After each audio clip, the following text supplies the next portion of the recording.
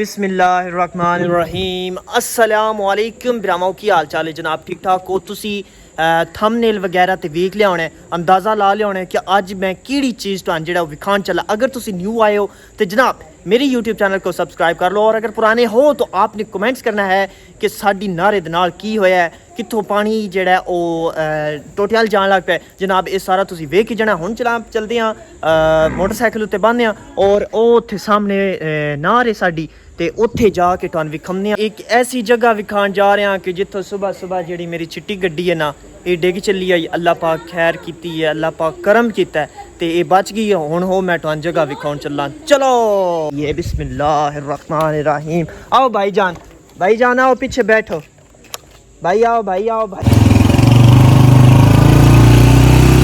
लो जी जनाब हुण चलदे आं असीं नाल वो जगह तुहानू विखाउण चले आं कि जित्थों पानी त्रुट्टा है। ठीक है नाल रहना है और एंड तक वीडियो देखनी है जनाब। जो सामने शीशा नहीं है रोसी है मेरे नाल इस तो इस मुँह पर कर लिया है साड़ी नार है। ठीक है हुण असीं उत्ते जा रहे हैं जिदे सारा सिस्टम सुबह सुबह जिहड़ी गड्डी है वो डाणे तो बची है। वेखो है सारा पानी है ना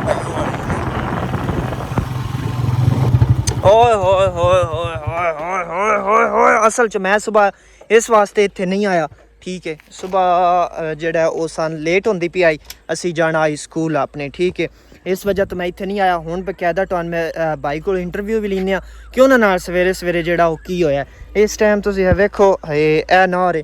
मैं अज तो कोई दिहाड़े पहलो जनाब आख्या आई की आख्या आई मैं अज तो कुछ दिन पहलो नारे उत्ते खलो के वीडियो बनाई आई ते मैं आख्या आई पहला तो ये पानी आंदा नहीं जे आ जाए तो जनाब रोड जाता। उह गल बनी आ वेखो आ रुड़िया पाया सारा जनाब। इत जिस वक्त गड्डी इत्थे आ रही बकायदा सारा भाईरां दे कोल पुछदे आं ते ए साइड जिहड़ी नहीं सारी पानी पानी होया पिया ओ तोड़ तिकन चेक करो।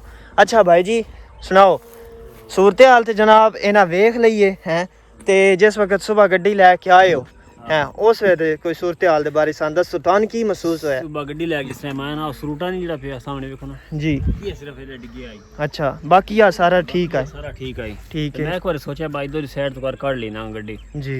मुन मैं इधर आवाज़ा मार दिया पे मी और इंजन ना जी आ जाने पिछाड़ जाओ थल्ले ले कुदरती मैं नजर मारी है जी ते वेख्या पानी थल्ले लगदा पे राह दियो ना। ठीक तो पुल बनी है तुसी पा समझा कि जनाब एस टोटी वे गदाल होए तो पता ही कौन आए गदाल करने वास्ते पानी पाया नहीं और टायर जेडे ने ओए दे उत्ते चढ़ गए हन मत नहीं थी जिथे स्कूटर खलिया थी खला रही है। अच्छा थल्ले ले वेख्या तो नापे नहीं डर आ गया ठोट किसी गड्डी की थी। ओए होए होए होए अच्छा वे कुदरत दा निजाम जी जी राह है ना जी जी ओ सामने राह दे विचकार डेंगू नहीं खखर है। ठीक है इंज नहीं हां जी ये किधर बड़े होने ये मोड़ वेखो ये असल च ना होया पता है की है ये ध्यान राज बड़ियां खड्डां। ठीक है उन्हां खड्डां दी वजह तो पानी ये विच पौंदा रहा जिस वेले आया ते उस राह दा निज़ाम गड़बड़ कर छड़िया सारा राह उस मिंजा छड़िया। अच्छा इत्थे हुण कम अज कम कितनियां ट्रालियां पौना मिट्टी दियां? 5-6 ट्रालियां पै जानियां। अच्छा ते हुकूमत नाल कोई राबता शाबता किसी करने की कोशिश कीती? राबता कीता नहीं कि आए रहन बिलदार सारी दिहाड़ लगे रहन कईयां नाल। अच्छा ते उन्हां आखेआ अपना आप ही करना है साडे कोल नहीं हुंदा। अच्छा वो किसे करके देना अच्छा मेरा ख्याल है उन्हां सिर्फ जेड़ा ना ओ पानी डकिया नहीं ते बाकी हुण राह साडे वास्ते बेलदारां तो उत्तों लगना कोई नहीं इंज ही है ते ये असी हुण अपना आप ही करना भावें दे 7 ट्रालियां लगन या 6 लगन ते या लगन 4।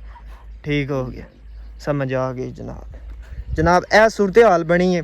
ठीक है सारा राह जेड़ा ओ मिंजाप गया साडा सेह दी खड्ड आई सेह दी। अच्छा सेह दी खड्ड होवे चुड़ियां दी खड्ड होवे जिदी खड्ड होवे ना साडे राह जेड़ा ना खड्ड कर गया ए हुण किड्डी वड्डी खड्ड होगी चेक करो होए होए होए। चलो जनाब व्लॉग तक कर दियां एंड लाइक करेआ कमेंट करेआ थोड़ा जिहा शेयर भी कर छड़ा मेरे व्लॉग नू ताकि अग्गों भी कोई बंदा वेखे तो मेन 4 व्यूज़ आ जान मेरे जल्द तो जल्द जेड़े 1000 सब्सक्राइबर पूरे करवा दियो यार। अल्लाह हाफिज़ अपना ख्याल रखो।